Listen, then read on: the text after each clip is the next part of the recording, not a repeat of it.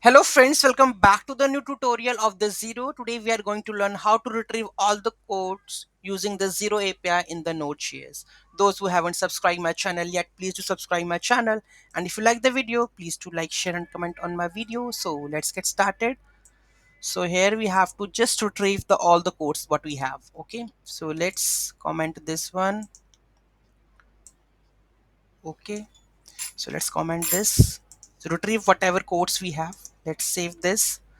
Okay, so the base URL is basically the codes, authorization, 0 ID, and the response and the catch block. Just get API.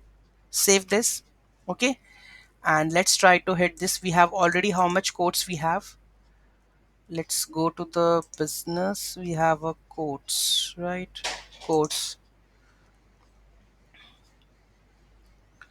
I think we have a two codes. First one reference is not there. Where the reference is?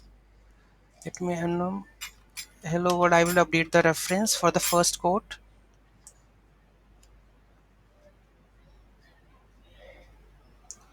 Save this.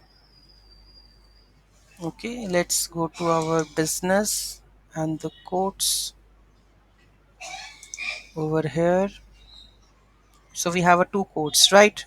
Let's pull out all of these codes via API. Okay, let's go to the terminal and let's hit the API. Okay, so here we have the two codes. Okay, so hello world, and the second one is I want to update the code. Okay, so these two codes are easily fetched via get API in the Xero Node.js. Any doubt, any query in that, do let me know in the comment section. Thank you so much for watching this video. Have a great day.